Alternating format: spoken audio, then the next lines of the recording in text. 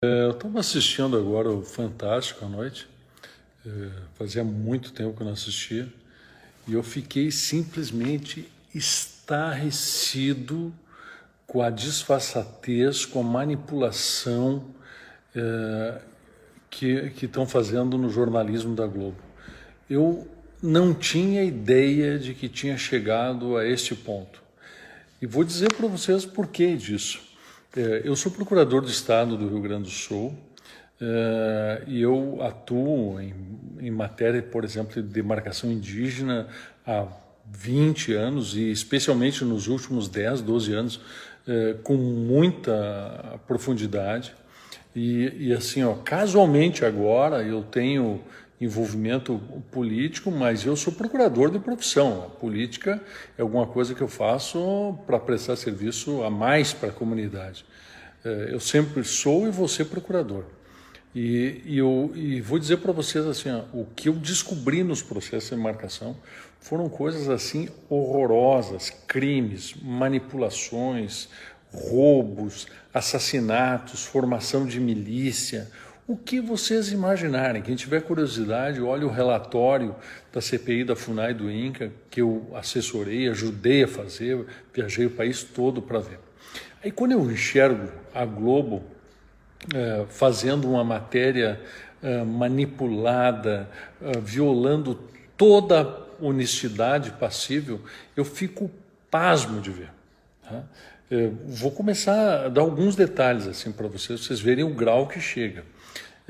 Eu assisti a reunião, uma parte da reunião ministerial ali do Bolsonaro, e numa dessas partes, o ministro Abraham Weintraub diz o seguinte, ele diz, eu odeio a expressão povos indígenas.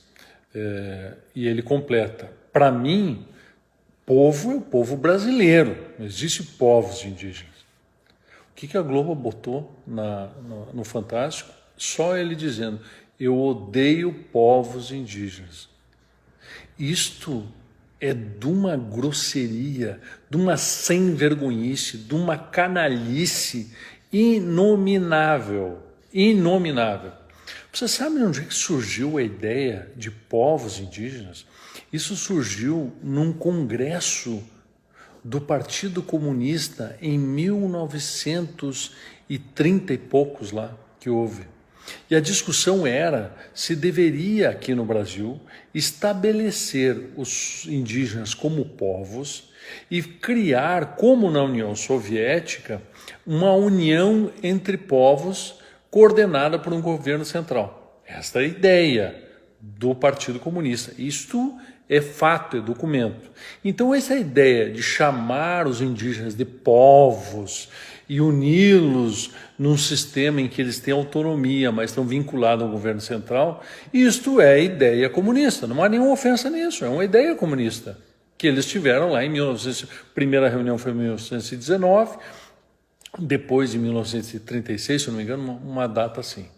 Então esta idiotice, esta imbecilidade de chamar as aldeias indígenas, as comunidades indígenas de povos indígenas, ela guarda um aspecto ideológico muito profundo. E você chamar de povos indígenas é sim um posicionamento ideológico que eu também não concordo. Não é, são brasileiros. E são brasileiros pelo seguinte, porque eles têm direitos como brasileiros que lhes são negados por essas mesmas pessoas. Direitos à vida, direitos à dignidade, direitos a terem autonomia, direito a terem todos os serviços públicos, como segurança pública, por exemplo, que eles não têm. Eu não sei se vocês sabem que numa aldeia indígena, uma pessoa, só por ser indígena, ela pode ser presa pelo cacique. Porque o cacique ou a perseguiu pessoalmente, ou porque não gostou de alguma coisa, ou porque quer tomar uma área que aquela pessoa tem para arrendar. Esta é a realidade nua e crua. Essas pessoas podem ser presas autoritariamente sem ter o direito básico que todo brasileiro tem de não ser preso sem uma ordem judicial, sem cometer algum crime em flagrante delito. Então, assim, Quando esses caras falam em povos indígenas, eles estão negando o direito às pessoas indígenas de terem os mesmos direitos dos brasileiros. É uma estultice, é uma barbaridade o que eles estão falando. Então, assim, ó, a desonestidade da Globo é uma coisa assim que chegou num limite que não tem mais explicação nem sustentação. Eu só posso crer que chegou nesse ponto porque está sustentada financeiramente pela China, que fez um acordo através de uma estatal chinesa que colocou dinheiro na Globo e colocou dinheiro na Bandeirantes. Aliás, queria chamar a atenção para o governo que isso deveria ser proibido. Nenhuma estatal estrangeira poderia vir e comprar empresas brasileiras. Porque se nós estamos caminhando no sentido de fazer uma privatização, de ter menos interferência do Estado na economia, de fazer uma economia mais ágil, mais viva, que dê mais emprego, que gere mais renda, não é possível que nós façamos privatizações e coloquemos estatais estrangeiras de dono das nossas coisas, como, por exemplo, no sistema elétrico, onde a CPFL, que é estatal chinesa, está comprando meio mundo. E aí vai sustentar e vai manipular politicamente a seu favor. É claro que para essa gente comunista não interessa um governo de direita, não interessa liberalismo, não interessa economia de mercado. O grande objetivo do governo chinês, do Xi Jinping, que ele já declarou, é acabar com o modelo ocidental. Veja a guerra que está havendo agora entre a China continental e Hong Kong.